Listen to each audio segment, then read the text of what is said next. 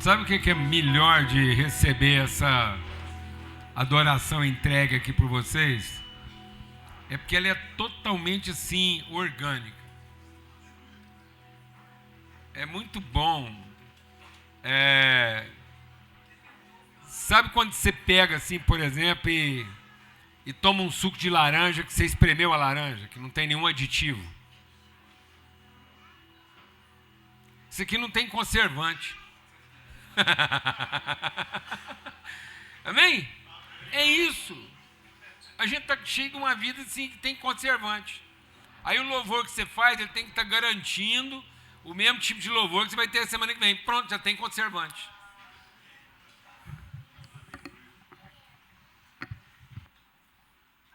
Nós estamos colocando ritos para garantir a próxima reunião. Ó, se você tiver que fazer alguma coisa para garantir a próxima reunião, o que você tem que misturar lá? Conservante, aditivo. Aí você não... Vou falar uma coisa para você. Cuidado. Você sabia que está sendo aprovada na legislação brasileira uma bebida sabor café?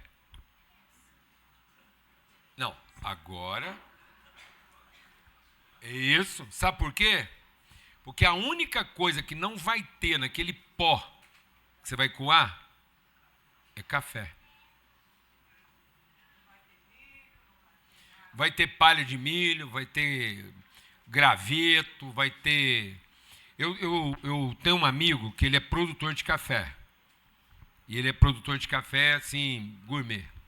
Aí ele recebeu a visita de alguns vendedores de café moído, algumas marcas, para ir lá olhar o café dele. Aí eles passearam tudo lá na fazenda, lá, olhando os grãos.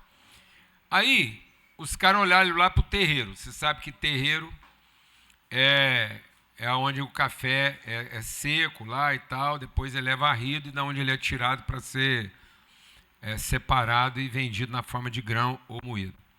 Aí os caras falaram assim, não, nós não queremos o café lá do seu armazém. Nós queremos aquele ali. Eu falei, não, mas aquele ali, o que menos tem lá é café, porque lá é o que sobrou daquilo que a gente barre. Sabe aquele trem barrido lá do terreiro?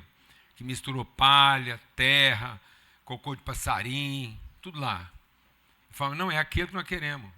Ele falou, não, mas aquele lá eu não vendo, aquele lá eu coloco como adubo dos pés de café. Ele falou, não, mas é aquele lá que a gente torre e moe para vender. Então agora no Brasil vai ter que sair um café que não é café, que é bebida, sabor, café. Igual você tem, por exemplo, alguns produtos que não é doce de leite.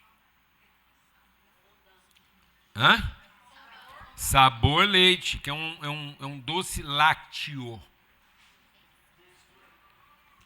É uma bebida láctea. Então, eu vou te falar quem é produtor de leite. Você sabe o que é bebida láctea? Você sabe, não? Você sabe o que é bebida láctea, não? Vou te explicar como mineiro. Seguinte, o queijo meia cura de Minas, ele não tem lactose. Porque toda a lactose dele, então o queijo Minas, ele não dá reação alérgica, o meia cura, porque ele é zero lactose, porque a lactose, o lácteo, saiu no soro. Então lá você só tem a gordura do leite. Por isso que um queijo meia cura pode ser guardado fora da geladeira. E ele só perde quando você esquecer onde é que você guardou ele. Aí ele está perdido, até ele ser achado, entendeu? Porque ele não apodrece. Entendeu? Porque o que faz ele apodrecer, fermentar, endurecer e é alérgico, é a lactose. Então a gente tira o soro lácteo para fazer comida de porco. Entendeu ou não? Comedor de doce lácteo. Bem, então eu queria louvar a Deus pela vida desses meninos aqui, que entregaram um negócio que orgânico, sem conservante, sem aditivo. Vamos aplaudir o Senhor.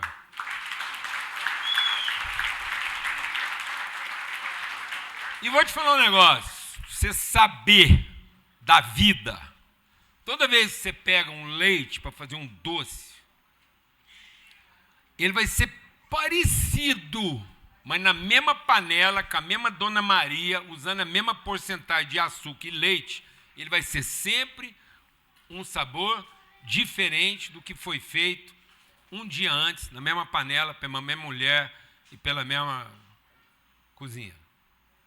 Não tem condição dele ser igual, a não ser que você enfia nele algum conservante, algum produto químico que garanta essa padronização. Então, se você quiser uma coisa padronizada, você vai ter que se contentar com uma coisa artificial. Porque pelas leis da química, se mudar 1 grau na temperatura, certo? Um percentual qualquer na pressão e na umidade já não é mais o mesmo doce. Agora você entende por que seu marido é o mesmo, mas ele tem um saborzinho um pouquinho diferente cada manhã. Recebe. A não ser que nós mergulhe ele em conservante e aditivo. Você quer, não? Aí nós embalsamos ele, daqui 3.000 anos você volta, tá aqui esse trenzinho embalsamado do jeitinho que nós quer. Aleluia, irmão. Glória a Deus. Redentivo. Hoje nós estamos cheios de visitantes aqui. Cadê o pessoal de Brasília? Fica em pé aí, ó. Levanta aí o pessoal de Brasília aí. Fica de pé, mano. Glória a Deus. Águas claras. Olha lá, Jefferson. Glória a Deus. Isso aqui é um professor universitário chamado Jefferson. Amém? Beleza. Cadê o pessoal de Floripa?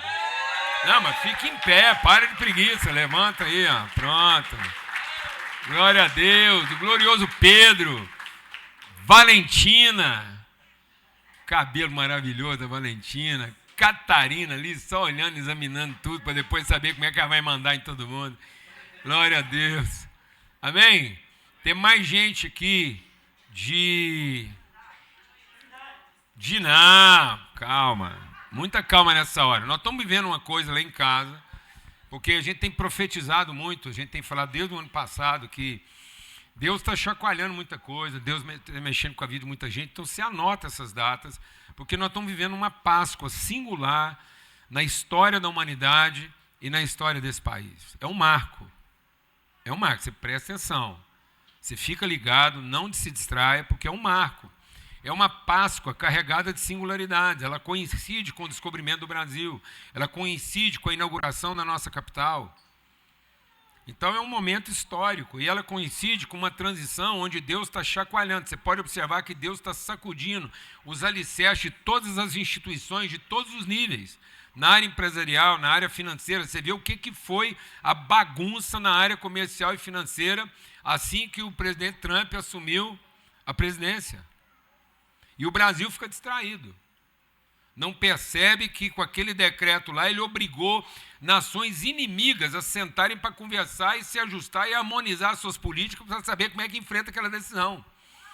E o país que menos sofreu a canetada lá é o Brasil, podendo assumir um protagonismo de representar naquela estrutura tarifária lá os únicos elementos tarifados lá que são indispensáveis à continuidade da existência humana, que é o alimento.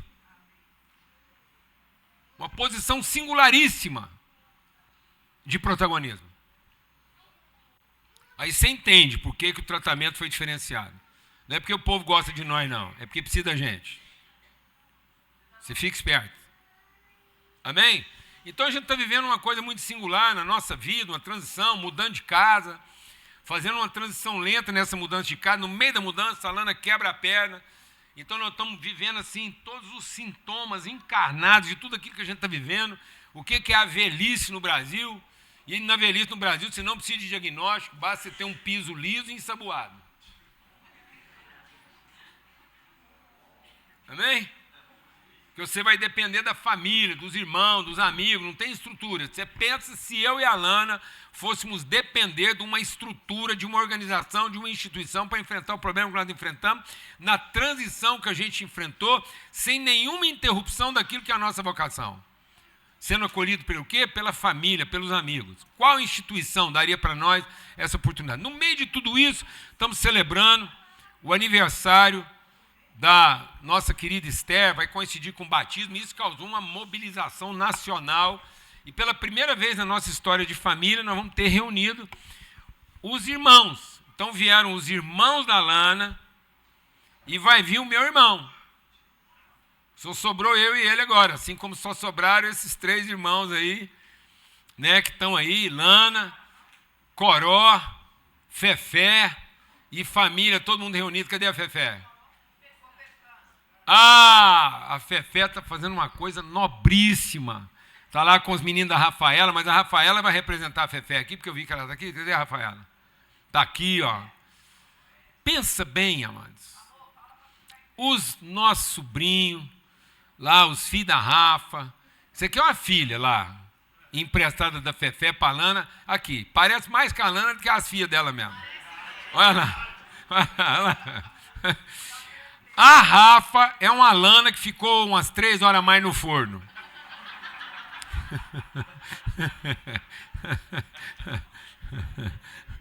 É só isso. É isso aí. Então, é muito querida, ela é de casa, morou com a gente, é tudo criado junto. E aí, na casa que a gente vai morar, tem um lago, pode pescar. Você acredita que os filhos da Rafa, eles andam com a trem de pesca no porta-mala? Onde é que eles vão? E eles estão hospedando na nossa casa nova antes da gente mudar para lá. Você acredita num trem desse? O que Deus está fazendo? A Bebel já hospedou lá, agora é a casa da Rafa. E aí eles levantaram hoje cedinho, pegaram a traia de pesca dele e foram pescar no lago que nós vamos morar lá agora, aqui no Portal 2. Você não tem noção. Pegaram um dourado. Não, amado, não é uma tilápia, não. Um dourado. Menino chorou. Ele chorando de lá, eu chorando de cá. A probabilidade disso acontecer. Encontre família. Fica de pé aí, Coró, para o povo te conhecer. Olha lá, o Lucas está lá, filho da Fefé, a família toda reunida, os irmãos. Daqui a pouco está chegando meu irmão, tudo sendo hospedado lá no resort Edmundo Pedroso. Não, nós estamos ficando mal acostumados lá, vai ser difícil adaptar depois que a gente sair de lá. Eu estou com medo da Lana querer quebrar outra perna só para ficar lá mais uns 60 dias. E a mulher está no shape. Então, assim, glória a Deus. É tudo significa o que a gente está vivendo aqui. Amém? E aí, é o seguinte. Deixa Deus ministrar o seu coração aqui. Nesse tempo tão marcante, para celebrar a família, só é possível. Deixa Deus ministrar o seu coração. Amém? Só é possível celebrar família. Só é família se tiver uma figura de pai.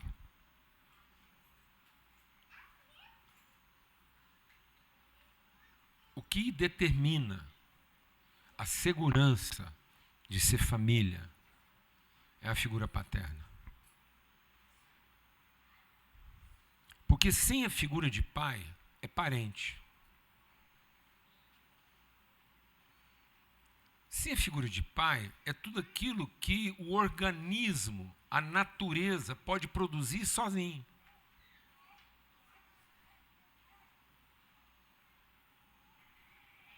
É a figura do pai que confere os valores invisíveis que caracterizam a família.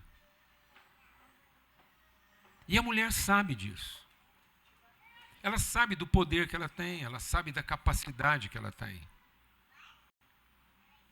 Ela sabe que ela é capaz de parir, de amamentar, de gerir, de gerar. Mas ela vai se sentir indigna. Ela vai se sentir usada, abusada, violentada, se alguém não assumir a responsabilidade de ser o pai dos seus filhos. Ela será envergonhada na rua. Porque ela vai apresentar filhos lindos, saudáveis, bem criados, bem amamentados, bem vestidos. Tudo que um ser humano pode ter na vida, a mulher é capaz de entregar. Mas ela vai viver um dilema. Porque a hora que alguém perceber a beleza dos seus filhos e perguntar quem é o pai deles, nesse momento ela corre o risco de ser o quê? Envergonhada. E alguém suspeitar que tudo aquilo é fruto de uma relação indigna, promíscua, abusiva, violenta. Uma relação violenta pode produzir filhos. Uma relação abusiva pode produzir filhos. Uma relação comercial pode produzir filhos. Uma relação alucinada, uma noite de embriaguez. Uma noite de embriaguez. Uma balada alucinógena pode ter como resultado o quê? Filhos. A não ser que alguém assuma a responsabilidade de ser o pai. Por isso, que se o homem quer prazer, quer sucesso, quer fazer o que gosta, se você quiser fazer o que você gosta, ter prazer, liberdade para desfrutar a vida de tudo que você tem para desfrutar,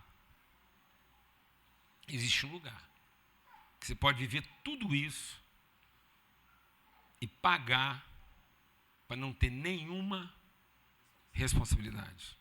Esse lugar chama-se prostíbulo. O prostíbulo tem tudo que uma casa tem.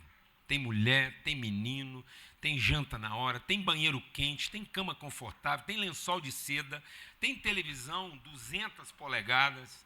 Você escolhe o canal, ninguém te enche o saco. O prostíbulo tem tudo o que um homem deseja e merece, sem que ele tenha que assumir responsabilidade.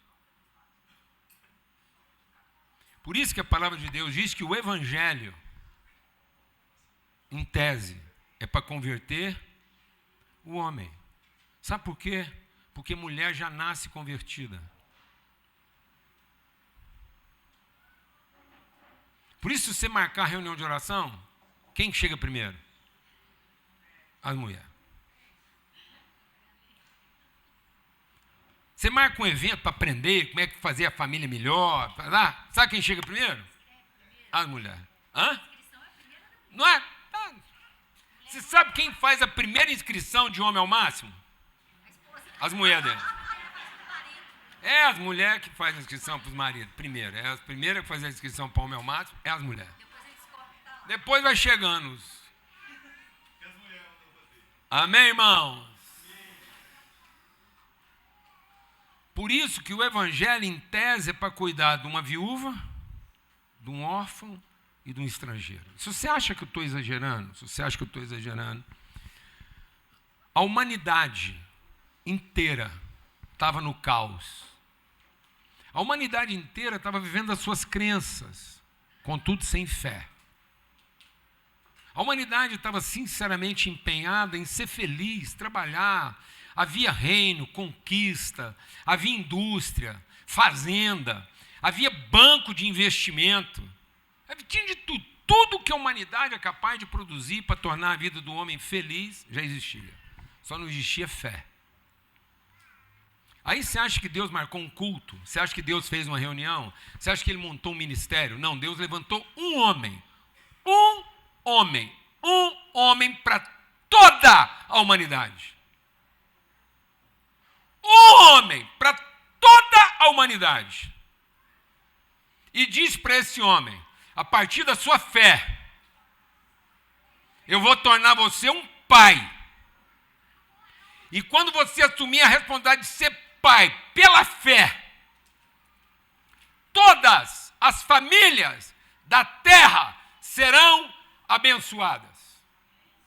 Quando um homem deixa de procurar seu próprio interesse, quando um homem deixa de querer garantir sua felicidade, ter o que merece e garantir o que tem direito e assume a responsabilidade de toda a cidade, para que todas as famílias da cidade sejam abençoadas a partir dele. Quando um homem deixa de viver de acordo com a sua carência, seu direito, seu mérito, e se torna um ejaculador de virtude, está tudo resolvido. Porque a mulher concebe a partir do que ela recebe, mas o homem transforma a partir do que ele entrega e não retém, assumindo a responsabilidade do que ele entregou. É isso. E você não vai ter mais viúva, nem órfão, nem estrangeiro. E aí esse homem vai poder sair de casa para trabalhar sabendo que ele pode morrer. Porque homem de verdade foi feito para quê? Para morrer pelos seus amigos. Sabendo que a hora que ele sair de casa, ele não é um lobo que saiu para comer alguém. Ele não é um mercenário para trabalhar naquilo que rende mais. E nem um ladrão para tomar o que é dos outros. Ele é um homem oferecendo a sua vida em favor dos seus amigos. Para que todo mundo possa morrer em paz. E saber que se der ruim, alguém vai cuidar da viúva. Só isso. Amém, irmão? Que eu não vou ter que sair com medo e deixar uma câmera lá, achando que o meu vizinho vai pegar a mulher que ficou viúva. Não precisa nem ter essa preocupação de meter câmera lá, código, saber senha de celular. Que bobagem, vou perder tempo de saber senha de celular, colocar câmera para vigiar. Perda de tempo. Eu vou reunir o quê? Amigos. É isso. Glória a Deus, irmãos. Sabendo o seguinte, que se uma mulher ficar viúva na rua, de quem que é a responsabilidade? Nossa. Se o menino ficar órfão no quarteirão, de quem é a responsabilidade de garantir que ele vai ter escola, educação, saúde, para ele não virar um bandido? De quem que é? De quem que é a responsabilidade de garantir que o menino que ficou órfão no quarteirão vai ter vida, cidadania, dignidade e justiça? É de um partido político? É de um governante que ganha dinheiro para trabalhar? Não, de quem que é? Dos homens daquele quarteirão. Responsabilidade nossa. Se tem violência na rua, de quem que é a responsabilidade? De quem que é a responsabilidade? Dos homens. Glória a Deus, amado. Se tem mulher carregando menino para poder vender paçoquinha, de quem que é a responsabilidade? Dos homens. Que não querem uma cidade assim. Que tem vergonha de uma cidade assim. E que não aceitam que a sua cidade seja assim. Vergonha nossa. Responsabilidade nossa.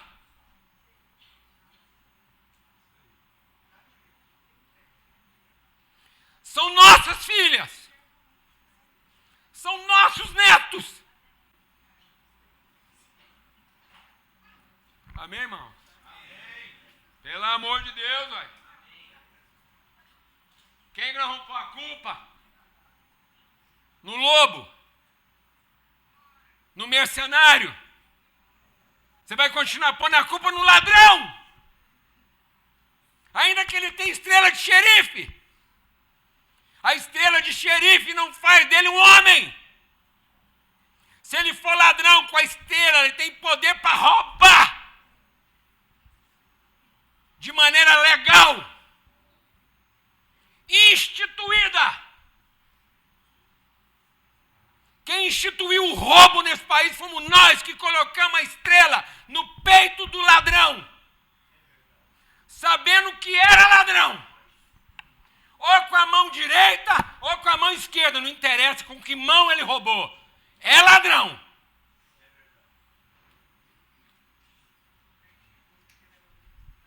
Glória a Deus, amados. Sem desculpa.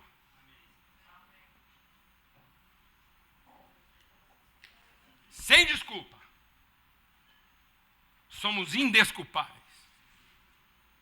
Porque a responsabilidade continua sendo de quem? Nossa. Amém, irmãos? Estou nervoso. Afinal de contas, a família inteira está reunida. Os netos estão tudo aqui. Essa semana é família. Gente, já está no ponto aí. Está no ponto um vídeo aí que a gente poder, assim, ter convicção que ele está nervoso? Ô, Enzo, você mandou lá para o mesário? Eu mandei. Você mandou? Dá para soltar esse vídeo aí? Vem cá, amor. Eu falei assim para a Rafaela. Falei, gente, eu acho que o Paulo Júnior sonhou como é que está o céu hoje, como é que está o papai lá, e eu quero crer que ele está traduzindo, né? Porque o desejo do nosso coração como família, né, amor? Nessa manhã é te lembrar que Jesus ressuscitou. Não, é ver que a menina lá vai casar com um homem que presta. Ele vai, ela vai. Aliás, eu vou te falar uma coisa, essa paróquia aqui, o índice, essa paróquia aqui parece que de cada 3 crianças que nascem aqui, 2 é mulher. Mas eu sei por quê. Você sabe por que nasce tanta menina nessa congregação aqui? Porque aqui vai ser a maior concentração de homem crente desse planeta. Você dá 10 anos para essa congregação, você dá 10 anos para essa paróquia, e você vai conhecer os homens mais crentes desse Brasil. Os caras pianinhos, reunião de oração, jejum, clamor, Bíblia, lendo a Bíblia 10 vezes por ano. Só para garantir que as meninas vão ser tratadas com dignidade. Você espera, dá 10 anos para essa congregação, os caras mais crentes do Brasil vai estar reunidos aqui. Olha lá os anjos, que vai fazer os caras virar crente. Pronto aí, dá para a gente ver? Será que o papai do céu está assim, bem lá no céu? Ou é você que está mais do que ele? Espera aí. Deu não? Mas isso que o Paulo Júnior trouxe. Isso...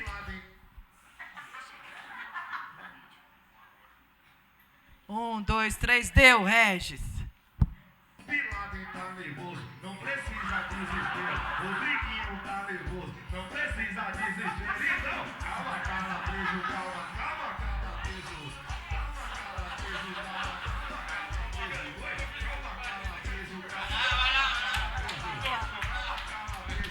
Ó, aqui é IA, mas quem sabe faz ao vivo. E como a gente está falando sobre responsabilidade, é a responsabilidade dos TikTokers, da próxima geração. Essa é uma palavra. Vamos? Ô, gente, é o seguinte, só tem 2 pessoas no mundo autorizadas a fazer isso comigo. É o Enzo, que é um filho que mora lá em Floripa, lá, junto com a gente, e o Boca. Só essas 2 pessoas.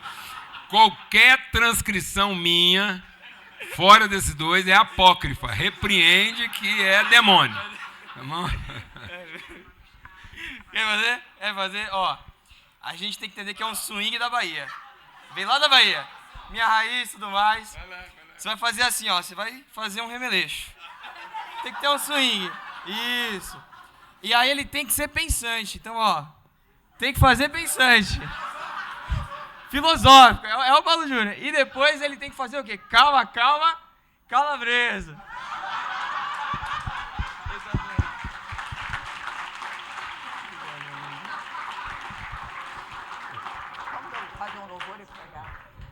É o seguinte, essa semana, sábado que vem, nós temos uma convocação de um grupo de homens aqui nessa cidade. Foi esse grupo de homens que pegou na mão do outro e celebrou que Goiânia é a capital da família. Nós não queremos que a cidade nossa seja conhecida por qualquer outra coisa, a não ser que ela seja a capital da família. Esses homens pegaram na mão, se aliançaram, têm se encontrado todo mês e só está crescendo o número. Já temos agora Fio do Bigode lá em Anápolis, vamos ter lá em Brasília e vai acontecer sábado agora uma imersão. São líderes jovens de renome nacional, eles vão estar aqui com a gente. É um dia inteiro, é um intensivão no sábado, é com inscrição. Se você tem empresa, você pode pegar toda a sua diretoria, a gente tem preço lá promocional para você colocar toda a sua diretoria, acima de 20 ingressos, 10 ou 5. E são filhos, o Fábio é um filho de casa, a gente batizou esse menino e sabe da integridade dele, a história do Pedro de transformação, todos vão estar lá, eu vou estar lá compartilhando também, e vai ser um dia de transformação. Por quê? Porque nós vamos falar de espiritualidade e empreendedorismo, como é que você pode, dentro do seu ambiente de empreendedorismo, exercer sua autoridade espiritual para ser elemento de transformação. Tá bom? Beleza. Vamos. Você tira aí, pega lá os QR Code aí, tá tudo certo. Tá bom? Eu queria convidar aqui na frente agora comigo o Renan. Vem cá, senta aí, Renan. Renan está vindo lá de Floripa. Pega mais uma cadeirinha, tem uma cadeira ali para nós ali, ó. E queria chamar o Bruno, para o Bruno sentar aqui com a gente também. Pega minha Bíblia aí, cadê minhas coisas? Ah, tá ali, pega lá, por favor. Senta lá, Bruno.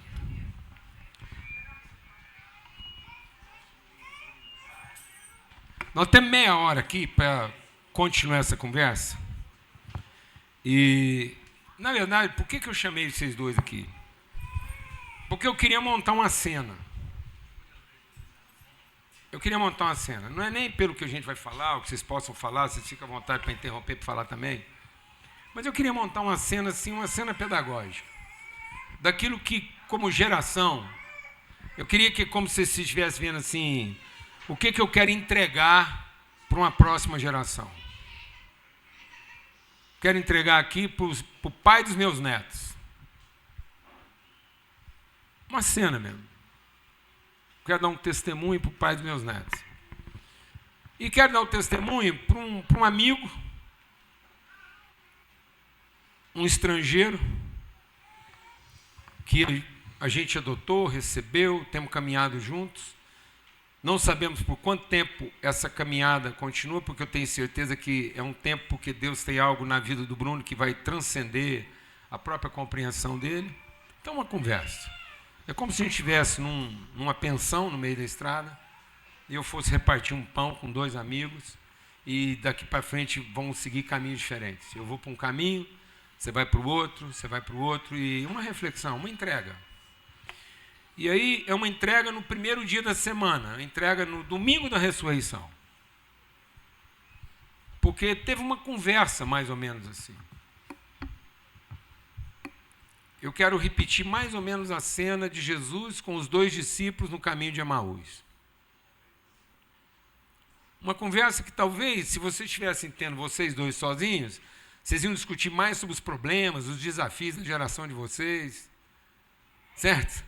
Então, talvez se tivesse só o Renan e o Bruno conversando, eles iam falar das dificuldades, as contas, começando família, um para ter filho ainda, o outro já com 3, uma mulher morando no estrangeiro, num ambiente onde ela não... Então, esse aqui, a mulher dele é estrangeira onde ele mora, e ele é estrangeiro onde a mulher dele mora. Então, eles iam ter muito assunto para conversar. E aí, um velho, que já morreu e ressuscitou, que está vendo a vida numa outra ótica, e que talvez, nesse primeiro dia da semana, queira iluminar os olhos de vocês. Talvez depois que eu entregar esse pão, eu não fique nem para comer, eu não estou sendo dramático, porque, na verdade, não é o pão, é a partilha, é só o olhar. Então, abra a sua Bíblia lá em Mateus, capítulo 26. E como isso é uma conversa do caminho, porque Jesus conversou com os seus discípulos no caminho de Emaús. Então, o que tem me chamado a atenção na palavra de Deus é que Cristo é o Senhor do movimento e não da atividade. toda forma devocional de fé, você quer um Deus senhor da sua atividade.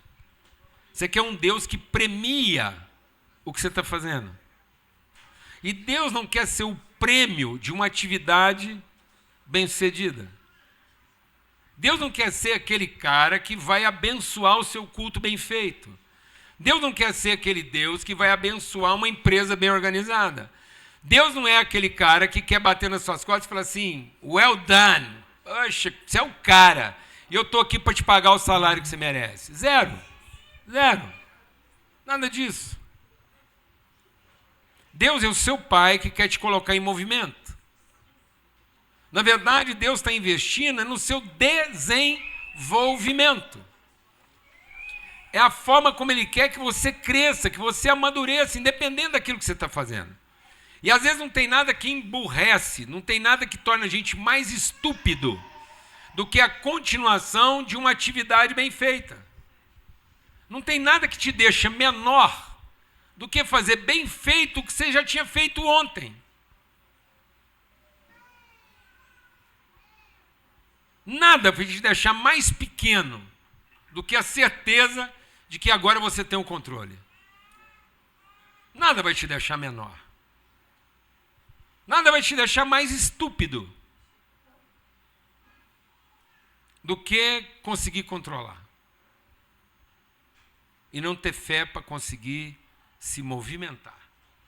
Então, como a Páscoa foi o mais radical de todos os movimentos,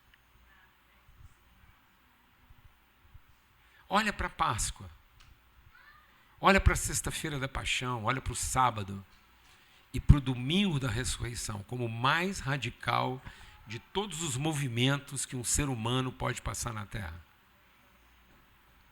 Não tem nada mais radical na sua vida do que morrer na sexta-feira e ressuscitar no domingo. Se você não está trabalhando hoje na sua empresa, podendo morrer na sexta-feira para ressuscitar no domingo, você é escravo dela.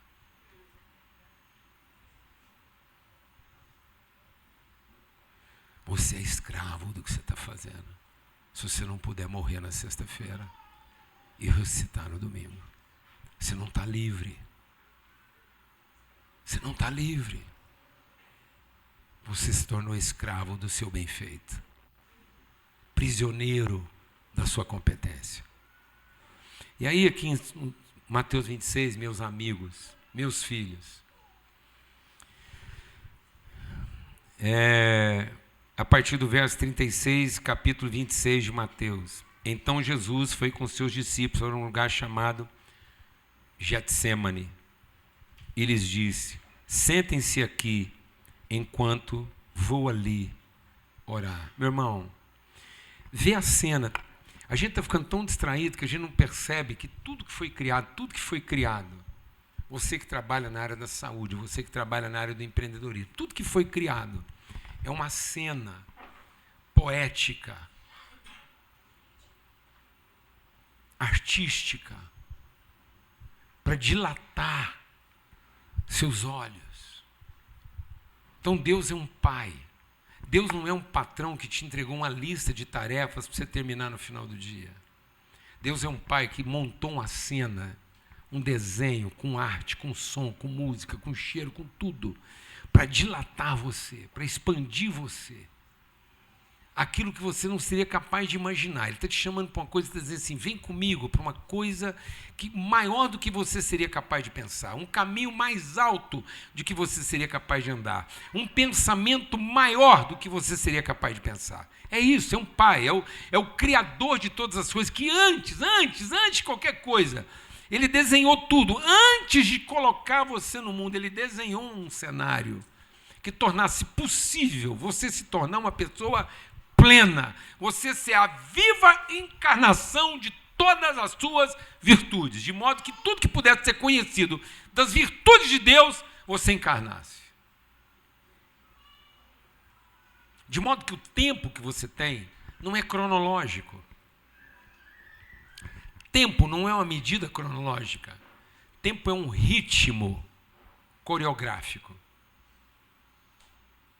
O tempo é para pautar sua coreografia e não para determinar sua cronologia. Por isso, você é a própria encarnação do eterno. Deus pegou o eterno e colocou aqui na terra. E agora ele te deu o tempo. O tempo é para que você saiba com que ritmo você vai revelar o seu eterno. Então vai ter uma hora que você vai contar o tempo num tempo em que você vai mais rápido. E não porque você está com pressa. Ou que você vai mais devagar, e não porque você está lento. É só o seu ritmo. Para que você consiga materializar de forma própria o eterno que você carrega. De modo que você nunca está atrasado, porque você também nunca está adiantado.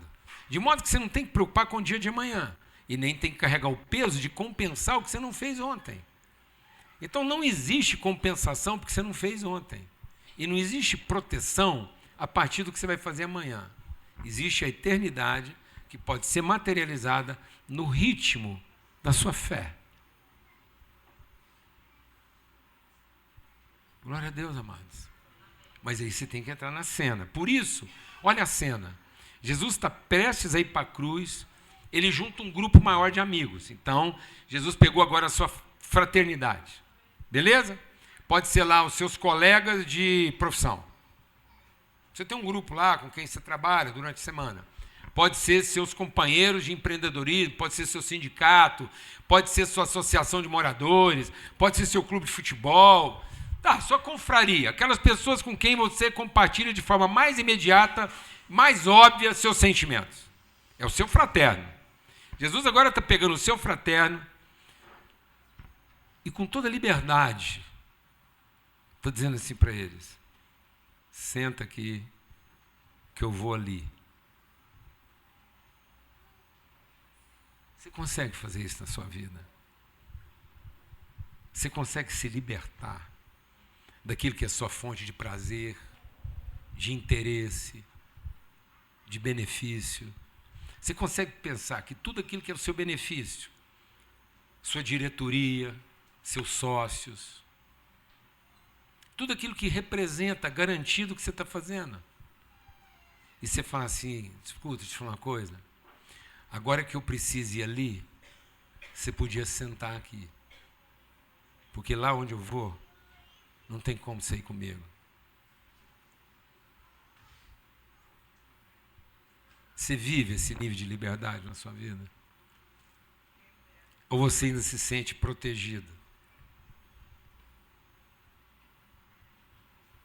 por esse ambiente de pessoas que pensam como você, gostam como você, fazem o que você gosta, ou te entregam o que você precisa? Você está livre. Você está livre dessa dependência, da estrutura da sua empresa, da reunião da sua igreja. Você está livre. Você está livre do próximo culto da sua igreja. Só para quê? Você ir ali, falar com seu pai a respeito do seu eterno. Sabe o que Jesus estava dizendo? Aqui agora, vocês sentam aqui, que eu vou ali encontrar comigo.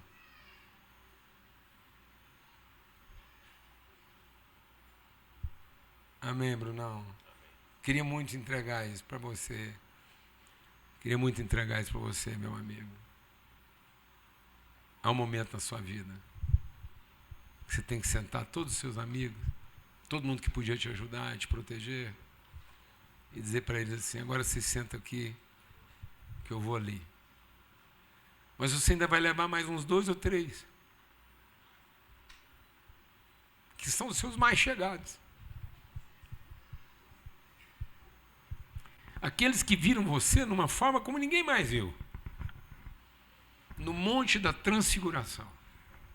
Aqueles que ouviram com você o próprio Deus falando a seu respeito. Amém? Porque o texto continua. E aí, ele pegou o Pedro e os 2 filhos de Zebedeu E a sua angústia começou a ficar maior, não menor. Há um momento na sua vida que exatamente porque você é filho de Deus, deixa eu falar uma coisa, há um momento na sua vida, exatamente porque você é filho de Deus, e você tem um propósito para cumprir, que a sua angústia não vai diminuir, ela vai aumentar.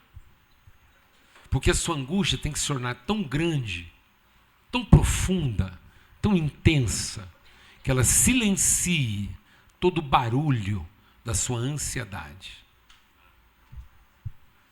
Porque se você não tiver uma angústia tão profunda, de compromisso eterno com o seu propósito, o barulho da sua ansiedade vai te deixar louco da cabeça. Se você não souber viver a sua angústia, a sua ansiedade vai te enlouquecer. Porque a sua ansiedade é a forma como todas as coisas externas te afetam. E a angústia é como todas as suas convicções te apertam. Então, se você não for apertado pelas suas convicções, você vai ser afetado pelas suas circunstâncias. Vou falar bem devagar. Se você não for uma pessoa profundamente apertada pelas suas convicções, você vai ser uma pessoa perturbada pelas suas circunstâncias. Você anula uma ansiedade quando você decide viver uma angústia. Pronto.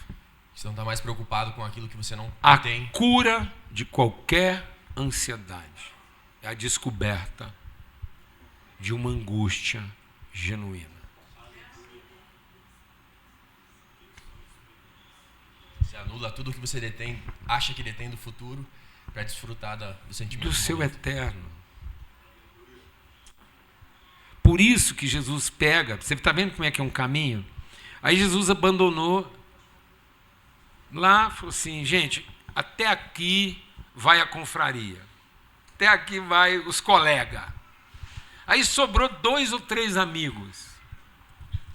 E mesmo assim, meu bem, há um lugar, você tem que virar para os seus amigos, mais chegar, e falar assim para eles: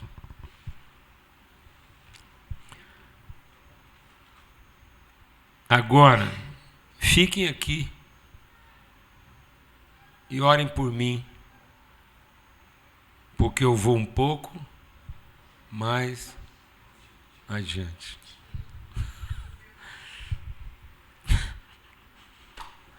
Você não vai alcançar aquilo que Deus pensou para você lá no eterno, antes de qualquer coisa. Antes de qualquer certo ou errado. Antes da sua mulher ter trocado a cor do seu cabelo sem falar com você. Antes do seu marido ter comido a coisa errada e agora está com diarreia. Antes ele ter te envergonhado porque tomou 2 taças a mais de vinho na festa que você estava recebendo um prêmio. Antes de você passar qualquer vergonha com alguém, antes do seu filho tirar uma nota ruim, Deus pensou o eterno. E esse lugar fica um pouco mais adiante. Amém? E para você chegar nesse lugar, você vai ter que se libertar de tudo aquilo que pode te proteger, pode te aplaudir, pode te remunerar. E tudo aquilo que poderia até te ajudar na sua forma mais necessitada. Às vezes aquela pessoa de quem você esperava assim, não, agora eu vou ter alguém comigo que, conhecendo a história, sabendo tudo que nós estamos passando, vai agarrar. Não, mas não é ele que tem que te abandonar. Para você não se sentir abandonado. É você que tem que falar para ele: amigo, agora você fica aqui, porque eu vou um pouco mais adiante. Caso contrário, você vai se sentir traído, abandonado, prejudicado, ferido, negado. Não, amado. Não foram eles que te deixaram. Você que teve paz suficiente para colocar eles sentados.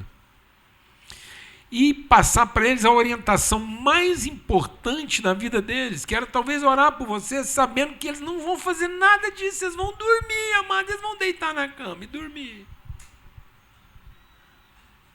E você não vai ser aquela assombração acordando ele lá de madrugada, não, amado. Você vai viver a sua angústia. Porque esse lugar te coloca um pouco mais adiante. E aí, quando você chega nesse lugar mais adiante, você diz assim: meu Pai, o que for possível o Senhor fazer para diminuir essa dor, o Senhor faz. Mas que fica combinado que seja o que o Senhor quer e não o que eu quero. Não é a mulher que eu quero, não é o marido que eu quero, não é o filho que eu quero, não é a empresa que eu quero, não é a igreja que eu quero. É aquilo que o Senhor pensou lá na eternidade, que eu podia me tornar, indo um pouco mais adiante. Cruzar a linha do meu medo, cruzar a linha do meu direito, cruzar a linha da minha competência e deixar todo mundo sentadinho lá, viu, Lidinha? Você pega todo mundo, senta e fala assim: amigas, agora vocês ficam sentadas aqui, que eu vou ali.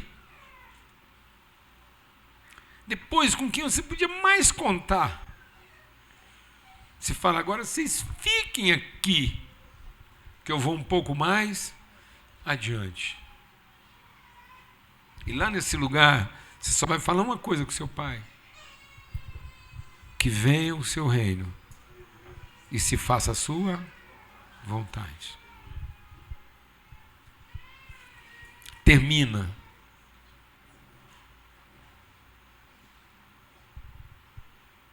Faz eu finalmente ser a pessoa que a gente combinou lá antes de tudo começar que eu seria. Faça a tua vontade. Não tem nenhuma expectativa, ninguém me deve coisa alguma, ninguém me deve coisa alguma. Mulher não me deve coisa alguma, filho não me deve coisa alguma, amigo não me deve coisa alguma, igreja que eu frequento, empresa, cidade, nada. Ninguém me deve coisa alguma.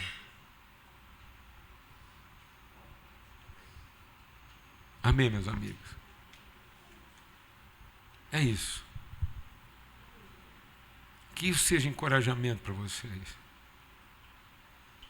Porque vocês são testemunhas disso. Esse é o nosso empenho com todos os nossos amigos. Nosso empenho com os nossos amigos não é satisfazer, eu não estou aqui para satisfazer a expectativa do Renan, nem para satisfazer a expectativa do Bruno, de Mateus, de quem quer que seja. O único compromisso é ser coerente, testemunhando para eles que haja o que houver, a gente vai um pouco mais adiante. E que não seja o que eu quero. Vá sofrer sua angústia. Vai viver o seu domingo da ressurreição. Vai acordar do seu sacrifício. Vai acordar da sua fé. Vai acordar da sua noite bem dormida, porque você morreu em paz. Com muita dor, com muita angústia, com muita pergunta não respondida. Você morreu na sexta-feira. Mas agora, quando você acordar no domingo, é porque você foi um pouco mais adiante. É isso. A gente quer que esse domingo de hoje seja, na sua vida, o convite para o tempo todo você sentar todo mundo. Por mais que você quisesse a ajuda de alguém, por mais que seria verdadeiro você precisar de ajuda de alguém, mas na sexta-feira você está indo para a sua entrega sem culpar ninguém, sem responsabilizar ninguém, sem se sentir prejudicado, injustiçado, porque sua oferta na sexta-feira foi totalmente espontânea, como alguém que só tem um compromisso na vida. E um pouco mais adiante. Glória a Deus. Era isso. Amém? Eu estou um pouquinho mais adiante e vou continuar me despedindo de vocês em algumas horas. Amém? Em algumas horas a gente vai se despedir, viu, meu amigo? Porque eu tenho que ir ali um pouco mais adiante para encorajar você a também fazer suas despedidas e ir um pouco mais adiante. Até alguma hora você acorda e você fala: gente, não é que eu cheguei?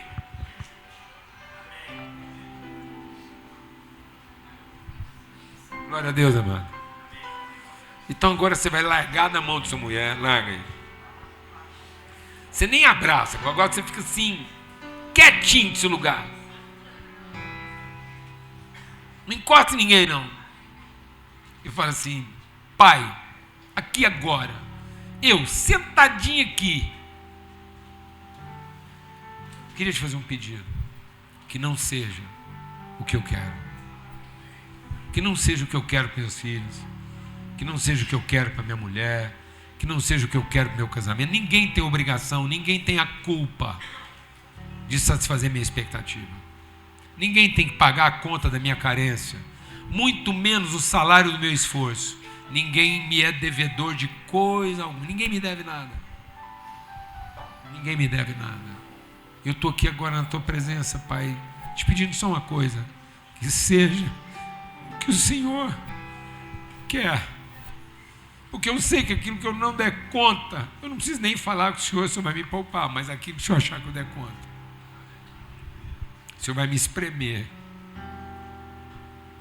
tudo. Porque eu só quero uma coisa: eu quero ir um pouco mais adiante. Faz essa oração aí agora.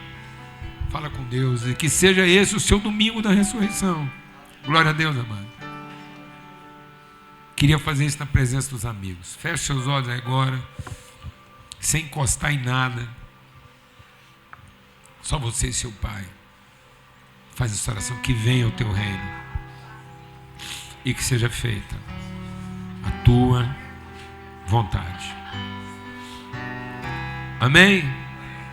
E aí nós vamos ter agora, vai falando aí, vai orando, que você vai ter uma surpresa agradável agora. Você vai ficar quietinho, quietinho, quietinho. Eu te chamei aqui, vocês dois, um momento de silêncio. Eu chamei vocês dois aqui só para encenar a cena. Agora vocês ficam aqui. Amém, meu amigo? Você fica aqui. Meu irmão, pai da Valentina, do Pedro, da Catarina. Quem está te falando é o pai da Lídia.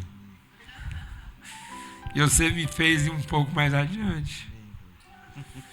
E vai aparecer umas pessoas lá na sua casa que vai te obrigar a ir um pouco mais adiante. Amém? Meu amigo estrangeiro, eu queria que você estivesse aqui. Podia ter sido qualquer outro, até dos mais chegados, mas você foi o que chegou quase que por último aí nessa história. É só para você ir um pouco mais adiante. Amém? Você orou? Pediu? Agora você fica quietinho, que você vai ver um filme aqui daqueles que vão pegar na sua mão. Vai passar um filme aqui agora, daqueles que vão pegar na sua mão e obrigar você a ir um pouco mais adiante. Mas não obrigue essas crianças a ser o que você quer.